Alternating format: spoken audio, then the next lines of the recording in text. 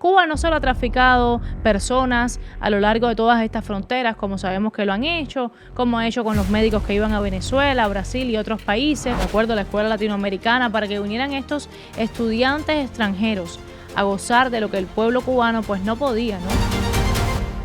En Cuba yo estudié 6 años para ser médico. Me gradué de médico general.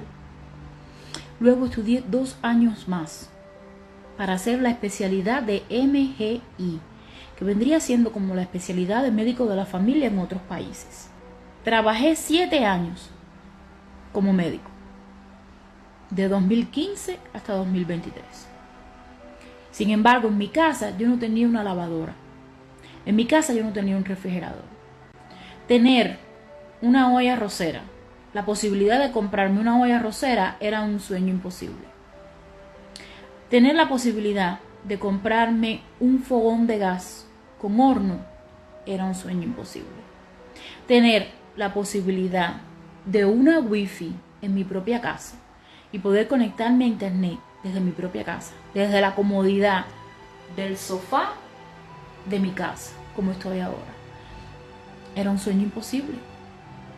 Esas son cosas que solamente las pueden tener personas que reciben dinero del extranjero por sus familiares, personas que de alguna manera han logrado montar un buen negocio porque se han dado la mano con el gobierno y le dan su buena marca al gobierno, o personas que pertenecen al gobierno.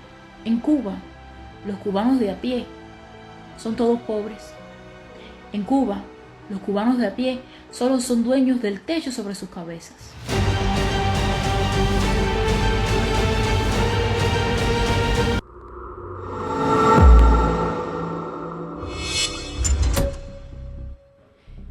Y que en Cuba el cubano de a pie son todos pobres no es un secreto para nadie, eso lo saben todos. Eso es lo que ha creado el régimen. Ahora, eso sí, Sandro Castro puede fumar habanos, el sobrino de Raúl pues puede comerse su gran banquete en compañía de toda esta familia Castro Soto del Valle, puede tener un barefe. Entonces tú, cubano, ¿de dónde tú sacas? Sí, me refiero al cubano que es pro régimen, que es pro socialismo, que no puedo pensar otra cosa que tiene el síndrome de Estocolmo. ¿De dónde tú sacas que el bloqueo, que te cuento es mal llamado bloqueo porque es un embargo económico que le tiene impuesto Estados Unidos a Cuba, es el verdadero bloqueo que tú tienes en tu isla? No, mi vida, el bloqueo es el que te tiene puesto ese régimen castrocomunista, dictador, narcotraficante, asesino, odiador, que nos llaman odiadores a nosotros, que lo único que quieren es enriquecerse sus bolsillos, recoger dólares para poder que sus hijitos, Manuel Anido, que no es solo el hijastro de Díaz-Canel, sino también su asesor y pro régimen también, pues vaya a disfrutar todo esto con su noviecita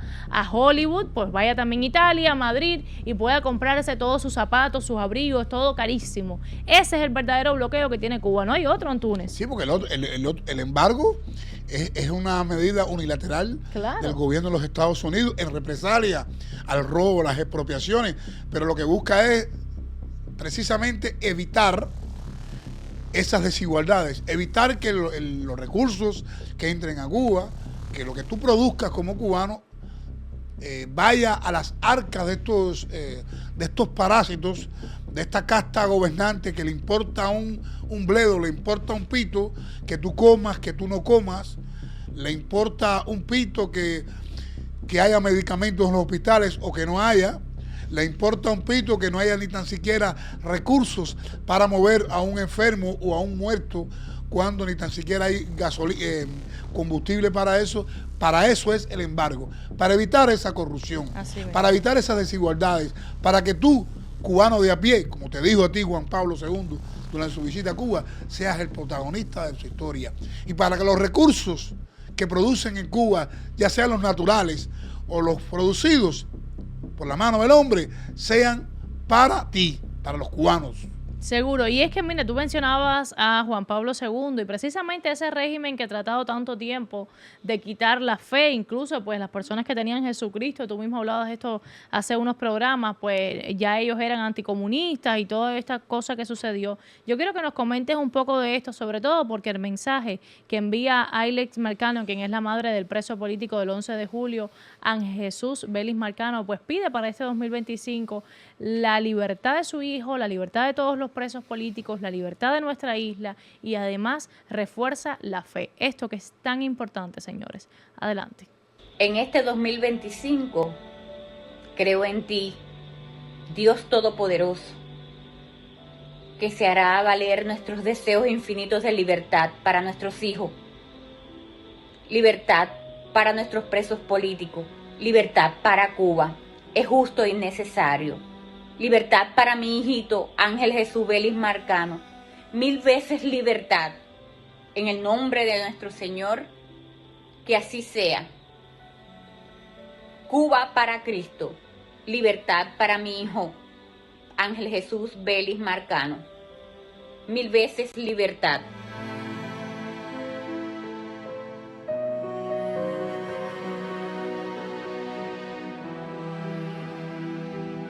Y es que la fe es tan importante, porque por supuesto, Dios primero, por algo es Dios, patria y libertad.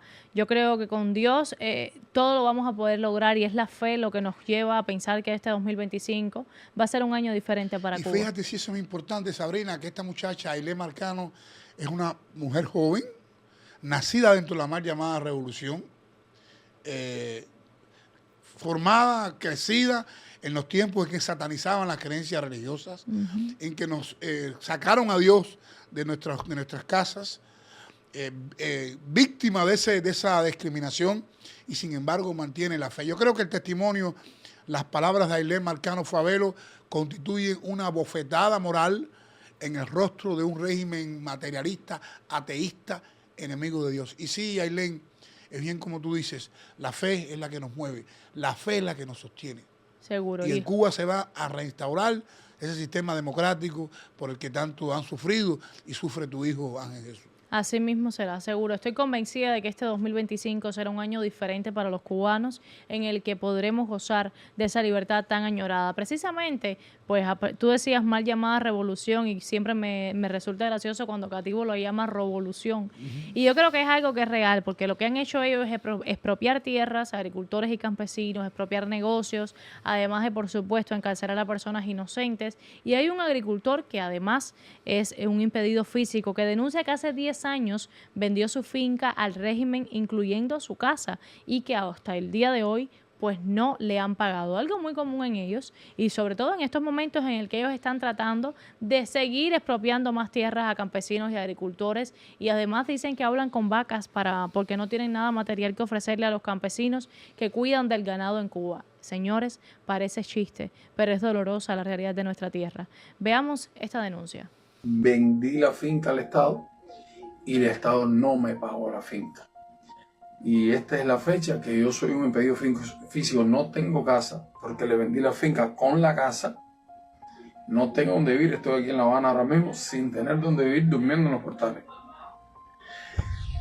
Y ellos no me pagan mi casa, ni me pagan los daños y perjuicios, que según esta ley, que procede aquí de la Constitución de la República de Cuba, la ley 59, artículo 83, 84, actos ilícitos, deben pagarme los daños y perjuicios, todo el dinero que se dejó de percibir desde el año 2014 hasta la fecha, que ahí están los planes de producción y todo el dinero que se debió ingresar, que conta más de 8 millones de pesos que debe pagarme el Estado cubano. Pero como los métodos que tienen las leyes cubanas, como persona natural, me impiden proceder a realizar una demanda contra, en este caso, la empresa que fue la causante de todos estos asuntos, de las pérdidas, de la no terminación del pozo.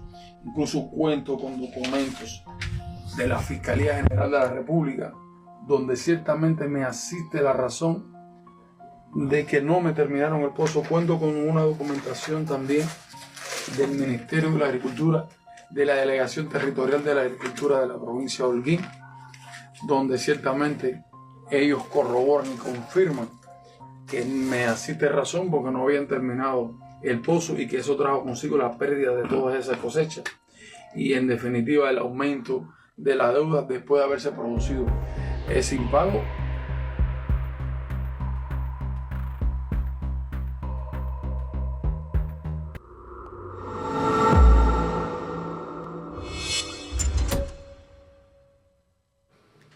¿Y hasta cuándo va a ser el robo de estos asesinos dictadores que no dejan de reírse en la cara del pueblo, que no dejan de burlarse, de mostrar banquetes, de mostrar barrigas que rompen botones, mientras el pueblo sigue muriendo de hambre, impedidos físicos como esto? Entonces, ¿de qué triunfo tú me estás hablando? ¿De qué logros? ¿De qué revolución? No, ustedes son como el cangrejo, caminen hacia atrás, porque no hay ningún avance, hay un pueblo muriendo de hambre, niños en condiciones críticas, esa es la realidad que tienen. Claro, no, y nunca le van a pagar nada.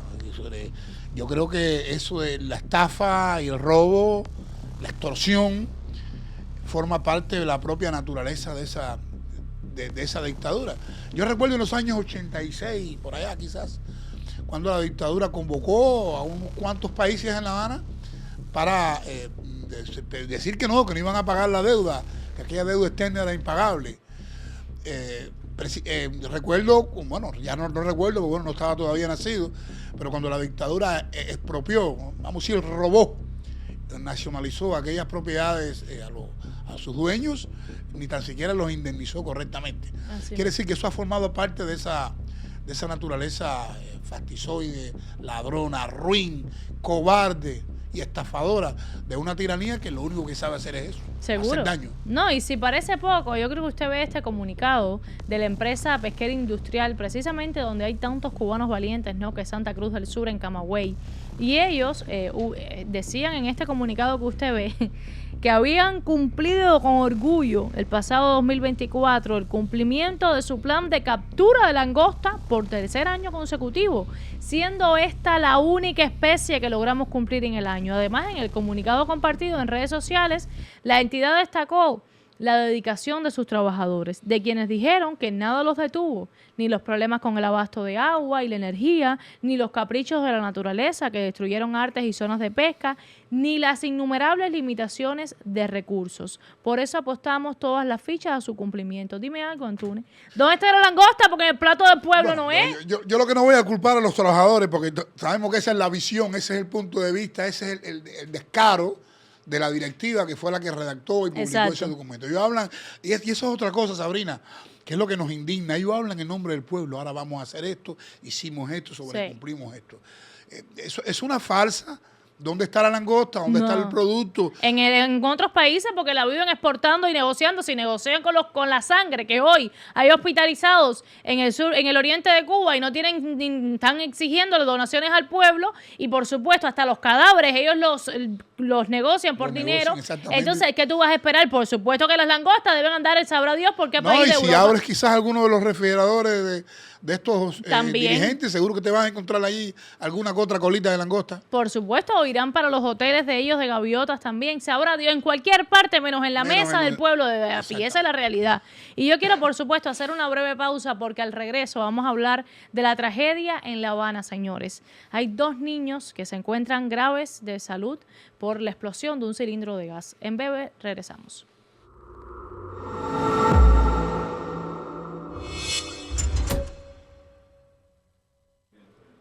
Bueno, los niños de 9 y 7 años están en terapia intensiva en el Hospital Pediátrico Juan Manuel Márquez. Se solicitan además donaciones de alimentos e insumos. Esto lo dio a conocer pues sus familiares a través de redes sociales. Y esto fue por la explosión de un cilindro de gas en su casa en La Habana. Se trata de Elinson Paneque, de 9 años, y Elinsani Paneque, de 6. Están en la sala de terapia, como le decía, además con riesgo de muerte en el Hospital Pediátrico Juan Manuel Márquez en La Habana. Su madre, Suelen Chacón, pues ha pedido ayuda de alimentos e insumos sanitarios. Sabemos que Cuba es un estado fallido y colapsado que no tiene ningún tipo de asistencia médica que ofrecer a estos pequeños. Están necesitando ayuda y además pues el ministerio de Yanquiel Fernández, que se llama Alientos de Vida, pues dice que están necesitando ayuda. Ellos tienen una trayectoria de ayuda humanitaria, han estado activando alarmas y además están dispuestos a ayudar. Según Fernández, los menores necesitan culeros desechables, todo lo necesario porque ahí en el hospital no hay absolutamente nada.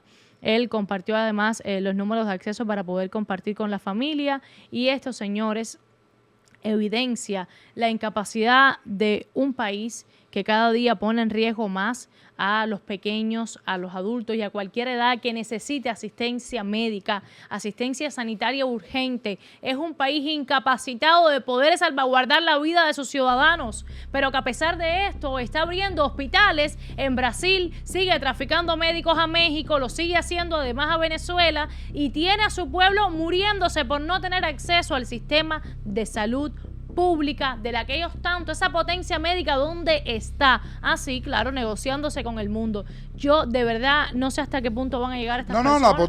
Ahí está, en el CIME, las clínicas estas dolarizadas y que tienen los jerarcas del régimen, y están ustedes en la obligación de resolver estos problemas. ¿Por qué razón? Porque son ustedes los que se robaron los hospitales, porque los hospitales en Cuba están en manos de la dictadura, están en manos del Estado. Sí. Al no haber existir instalaciones hospitalarias en Cuba, en manos privadas, al tener ustedes en sus manos los insumos, las donaciones, todo lo que se roban, ustedes están en la obligación de resolver estos problemas.